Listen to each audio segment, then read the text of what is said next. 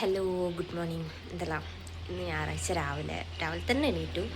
സാധാരണ ദിവസങ്ങളെ അതങ്ങനെ ആയിരിക്കുമല്ലോ. സാധാരണ ദിവസങ്ങളെക്കാളും ലീവുള്ള ദിവസം നമ്മൾ നേരത്തെ എണീക്കും. സോ രാവിലെ എണീറ്റ് മഞ്ഞൊക്കെ കാണാമെന്ന് വെച്ചിട്ട് പുറത്തിറങ്ങിയതാണ്. I show you how Wayanad is right now.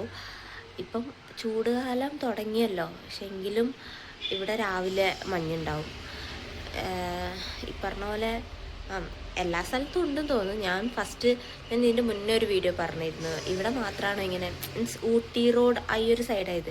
ഞാൻ വിചാരിച്ചു ഇനിയിപ്പോൾ ഇവിടെ മാത്രമായിരിക്കുമോ, പക്ഷെ അങ്ങനെയല്ല, എല്ലാവർക്കും ഉണ്ട്. ഞാനൊരു ദിവസം ട്രാവൽ ചെയ്യുമ്പോഴും കണ്ടു, നാട്ടിൽ പോയപ്പം അന്ന് കണ്ടു. ഞാൻ കാണിച്ചു തരാം നിങ്ങൾക്ക്. അവിടെ ഒരു മഞ്ഞ ഇത് കണ്ടില്ലേ, അത് റോഡാട്ടോ,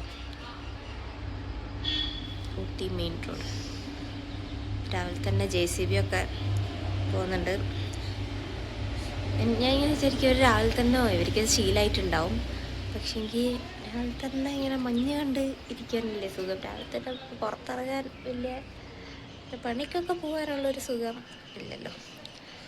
പക്ഷേങ്കിൽ ഓരോരുത്തരുടെ സാഹചര്യം അങ്ങനെ, അതുകൊണ്ട് പോകുന്നതായിരിക്കാം. അങ്ങനെ അതൊക്കെ കഴിഞ്ഞ് ഞാനെല്ലാം പാക്ക് ചെയ്ത് വെച്ചിട്ടുണ്ട്. നമ്മുടെ ഫുഡിൻ്റെ കാര്യങ്ങളൊക്കെ ഫുഡൊരു താത്ത കൊണ്ടുവരും.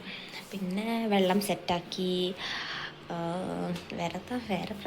വേറെ ഇന്നലെ രാത്രിയൊക്കെ കഴിഞ്ഞാണ്, എന്നാലും വെറുതെ ഞങ്ങളുടെ കിച്ചണായത്.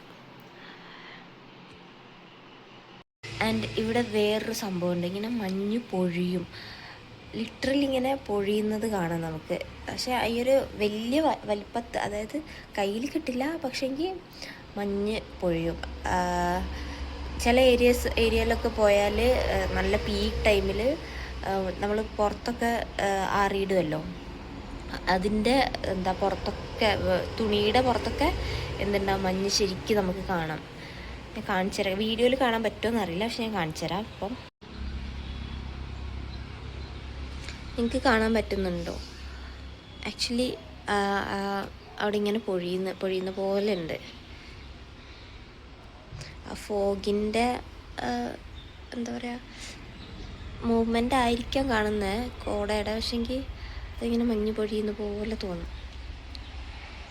അങ്ങനെ ഇന്ന് നമുക്ക് പൂരി, മുട്ടക്കറി, പിന്നെ കാപ്പി, കട്ടൻ കാപ്പിയാണ്, എന്നാലും സലാം.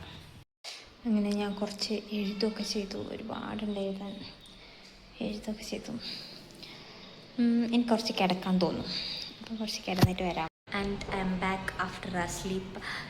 ഉറക്കം കഴിഞ്ഞു, ചോറ് തിന്നു, പിന്നെ കുളിയൊക്കെ കഴിഞ്ഞു. പിന്നെന്താ, അത് കഴിഞ്ഞ് പിന്നെയും എഴുതി.